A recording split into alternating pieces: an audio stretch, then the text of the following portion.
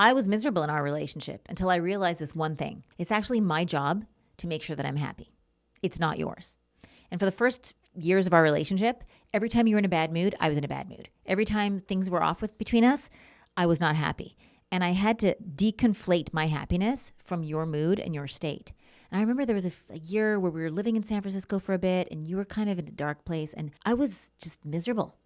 And we had a conversation, and in that conversation I realized, oh, I have to generate my own well-being, my own happiness, experiences and circumstances and a social life that made me come alive. You literally said to me, it's not my job to make you happy.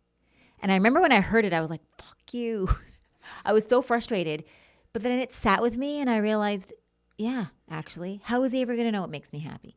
And so I started to study and go to therapists and learn different ways to generate safety, calmness, happiness, joy, and a proactive determination to create a life that I loved. And you're an introvert, right? And I like to go out and have fun. And so there'd be times where I'd want to go to some event and I'd buy 2 tickets and you'd be like in a weird mood and didn't want to go.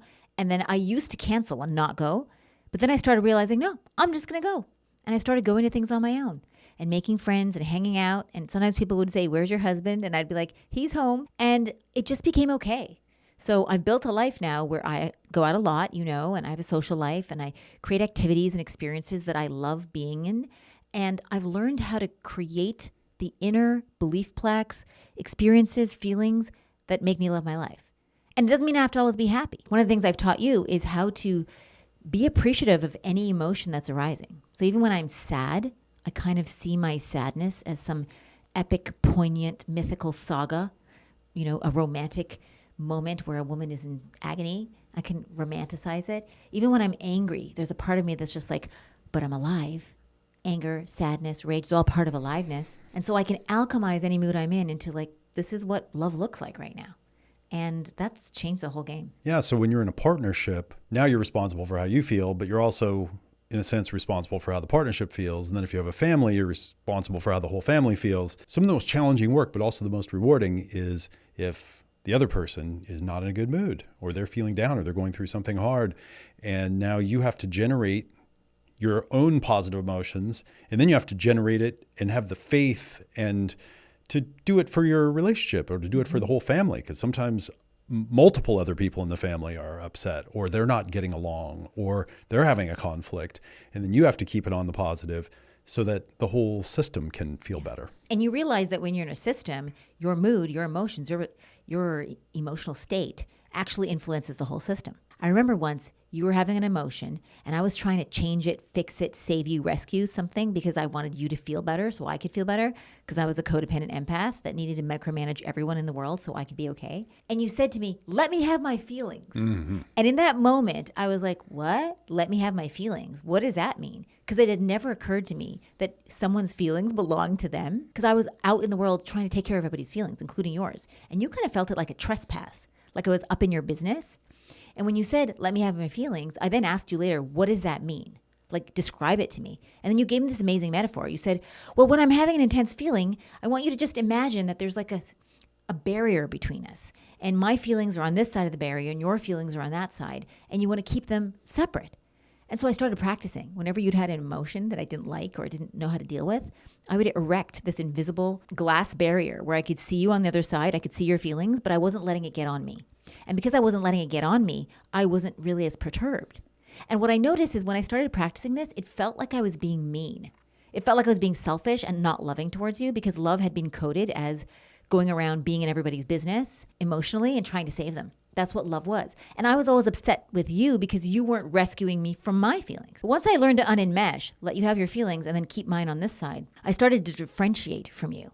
And the more I differentiated, the more I could actually be intimate. And that's one of the beautiful things I've learned about love is the more you're differentiated and separate, the more you're actually integrated in the intimacy. Just like when you're braiding a girl's hair, right? If you separate the hair into 3 chunks of hair, the more differentiated the hair, the more beautiful the integration. So that was a gift, you telling me to let you have your feelings. And it also taught me to be responsible for my feelings. When I'm sad or I'm scared, my body, my nervous system is generating that. And it's my responsibility to listen to those feelings, tune into what they're trying to tell me, and work with them rather than get you to fix them. Thank you. And it has been quite an adventure because for me it's native for you to leap right into someone's emotional world and like be in there with them, get into that bubble. And for me, it's kind of like I dip like one toe in and then, kind of run back like I'm at a cold pool or something, and then kind of go slowly into it and learning that it's actually, once you develop yourself to the place where this is true, it's actually safe to go and get into emotional relationships with people and to dig into things that might be frictiony or conflicty or where there might be differences, because ultimately, if you can do this, you can develop a real relationship. Yeah. And when you're in someone else's reality, you can meet them where they're at. You can understand and validate their emotions as honorable, dignified, worthy of existing. But you don't need to rescue them from it. You don't need to change their feelings. I'm realizing that to love someone is to actually hold space, see them big, so that they can be with their feelings and learn from them, rather than trying to fix them from the outside. And even as a coach, as a love coach, I used to rescue people from their feelings, and then I'd be exhausted after the coaching sessions. And now what I've learned to do is literally keep that barrier, so I let the client have their feelings, and I keep mine on this side. And it doesn't mean I can't attune to them. It just means I'm not getting enmeshed. And that's a really good distinction. A lot of people, especially communals, empaths, we tend to think that love is being up inside someone's emotional business. And actually, love is staying autonomous in your own energy and honoring and appreciating and acknowledging, maybe even validating the other person's emotional experience, so that that's an invitation for them to honor and validate their own feelings, right?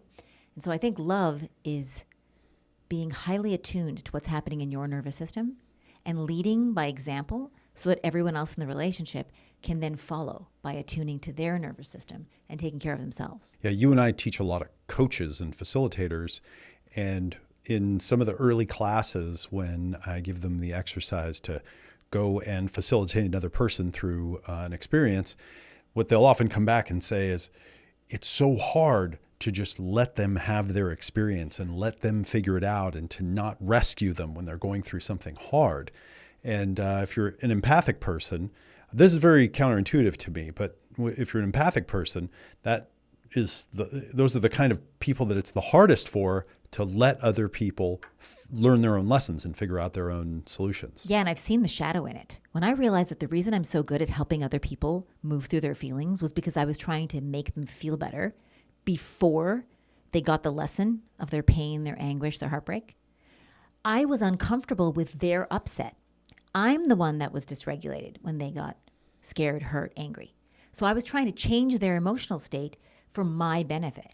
That was the shadow. It was dressed up as love. Oh, I love you. I'm trying to help you feel better. But actually the shadow is, I'm trying to help myself feel better because I don't know how to stay solid, grounded, and calm while you have an upset.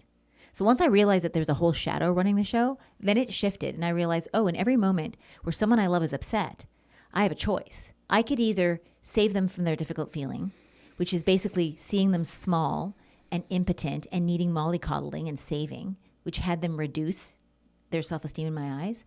Or I could see them big and powerful and an adult that could totally handle these feelings.